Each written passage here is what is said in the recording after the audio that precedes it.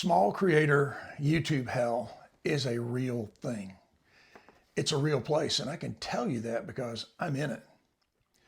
And maybe a lot of you are in it alongside me. And we're going to talk about some things today that I hope will get me out and you out as well. We're going to talk about some of the things that have happened maybe to get us there, and some of the things we're doing to keep us there. And there are three main themes. And let's look at those three. The first is don't buy subs. Do not buy subs. You will kill your channel. Part A of that is be very limited in buying promotions on your channel. Be very careful with that. I can attest to the danger of that personally, and I'll get back to that later.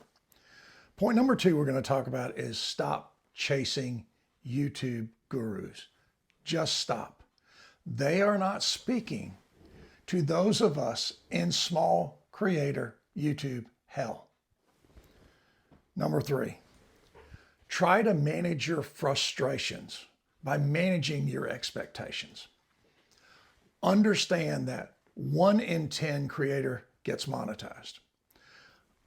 Understand that YouTube is a very slow and long process unless you just have a big dynamite hit that some people do. They just blow up, get monetized, and move on.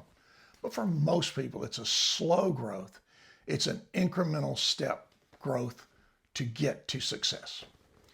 But if you manage your expectations by making good videos that you like and you feel good about, then you're winning. If your videos are what you believe in, you're winning. You may be losing by the fact that you're not getting views. And that is where the frustration comes in. Try to manage those frustrations by being very positive about your work. All right, let's jump back to number one and talk about it very specifically. Don't buy subs. If you do that, you're buying people who are not going to follow your channel. They're not interested. They just watch and sign up. Don't buddy up with people. Don't ever subscribe to someone's channel unless you plan on watching it, because you're killing their channel. You're killing their CTR. You're damaging them all over the place. We all can't just buddy up and help each other. That's not how YouTube works. It's an organic following of your content that works. Everything else is a trick. It's just garbage. You're not doing the right thing. The second point, remember I said part A? Be very limited in using promotions. I know from personal experience this is a bad thing, because when I first started YouTube, I didn't know anything at all, and I started promoting every video heavily. I could afford to do it, and I did it. I was hooked into the fact that all of a sudden my sub count was going up. It was rolling. I was looking at 1,000 subs very quickly in a matter of weeks, and I felt like a YouTube success. I also looked at the watch time and I said, oh boy, I'm going to get to 4,000. I'm rolling. No, promotions don't count. Shorts don't count. And you have to be very aware of the watch hour versus watch time. It's 1,000 real hours of people watching your videos. I may have killed my channel, Sid Mickle Consulting, by doing that heavy promotion, because I can tell you that my sub count now of 1,580, maybe there's 500 of them, maybe there's 200 of them that actually care about the videos I put out.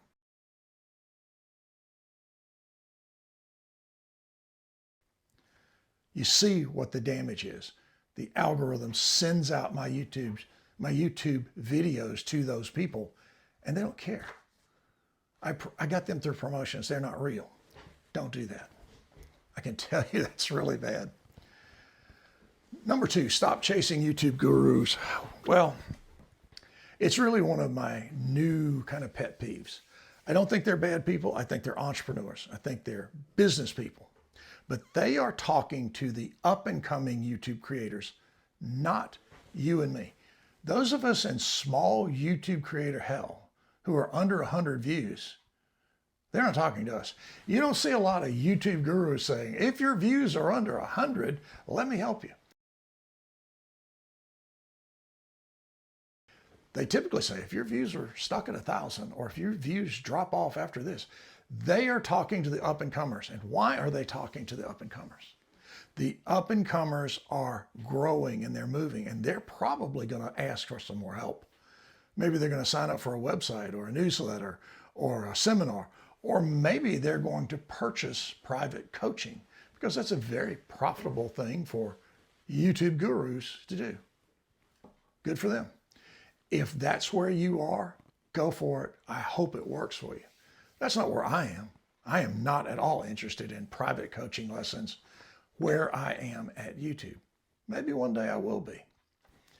That's one point about gurus. The second point is this. A lot of gurus will basically give you a lot of information, and then the catch is subscribe to my newsletter for the real information. Immediately, I delete, block, get away from those kind of people. That's a trick. Don't follow them, in my opinion. The others are out there talking about the same garbage over and over. They say, here's 9 points not to do as soon as you upload. Here are 9 points to do as soon as you upload. Turn off this button. Turn on this button. Do this with your channel. Fill this out. Fill that out. Go in. It's never ending. And if you are out there right now and you're nodding yes because you see the same stuff, stop. Don't look at it anymore. You're just wasting your time. Now, if you find a YouTube talking head that you think makes sense and is legitimate, and the things they say help you, by all means, stick with them. Maybe you have latched onto some advice that helps. I haven't found any of it. Maybe it goes back to that heavy promotion and my subscriber count, or maybe something else. Be very cautious. How many times have you and I seen this YouTube guru come out and say something that just was like, oh my gosh, that sounds so good. If I go do it, my views will blow up, or at least they'll increase.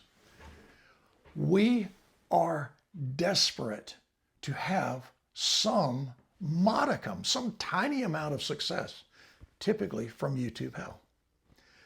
It's just the way it is. We want to do something positive because we think if we can just get a little traction, a little visibility, our videos are good. Our lighting, our sound, our camera work, all those things are sound and solid. We're getting better at thumbnails. We're getting better at titles. We're writing better descriptions.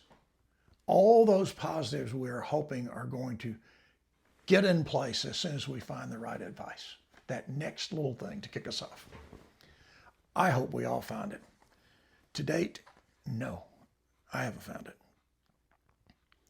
When we talk about number 3 and managing those expectations, if you're in the position that I believe I'm in with really dead subs, I think you have to sit down and have a conversation with yourself about your future on YouTube. Is my Sid Mickle consulting channel dead? I'll tell you, here's my evaluation as a consultant. I have good sound. I have decent enough lighting. I have a good camera in my iPad. I post once a week, absolutely, and I've done that for over a year. I try to plan my content. I try to have a good hook. I try not to gimmick people. I write good descriptions. I work on thumbnails all day long, it seems, and they don't do any good. I try to do a very good job on titles, and I've worked very hard at descriptions. So here's the point. I believe my content is good. When YouTube tests my content, it gets very little response, and the algorithm says, nope, this is not a good video. I'm not pushing it. Now let's go back and talk about the algorithm at this point as well. The algorithm can be blamed for a lot of your frustrations in your mind, not in reality. The algorithm doesn't hate you. The algorithm doesn't know you. The algorithm is a math formula. It's just a simple process of saying, here's a video. I've tested it to 100 people, and 10 of them or 20 of them said, I like this, so I'm going to send it to more people. That's the initial test, followed by a second test, another test. And if it wins all those tests, it gets a lot of exposure. If you're like my videos and it gets very poor results from the initial success, the YouTube algorithm does in effect kill your video by ignoring it. It doesn't zap it. It doesn't kill it with some special weapon. It just ignores it. And your video remains on YouTube, floating around in YouTube hell, maybe forever. And your frustrations and my frustrations mount. They grow.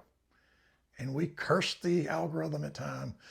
We get really frustrated with all the things we're doing. But the algorithm, please remember, it's a mathematical process. That's all it is. Not only doesn't hate you, it doesn't really know you. Now let's talk about some other things that are particularly frustrating to me. Let's talk about examples. After I was frustrated about 10 months into this process, I decided to go do some research on YouTube videos that are out there. So I took about 2 days and I watched a whole variety of YouTube videos. One sticks in my mind. My goal was to find what is winning, what is working, what's their style, how are they doing it, and I'll apply those to my channel. But one YouTube video sticks in my mind as the strangest thing. It was shot with what seemed to be the worst phone camera in the world. The lighting was bad. The angles were bad. It's bouncing up and down. But the subject of the camera was a railroad siding with railroad cars. Old, rusting box cars, tank cars, flat cars, just cars. Maybe 30 of them. And the guy's talking. He's rambling, maybe like I am now, but he's rambling through this description of what they all are and where the siding is. And the siding is old and dilapidated on a dirt road and, just the railroad crossing signs, no lights, no nothing. And then there's this sound.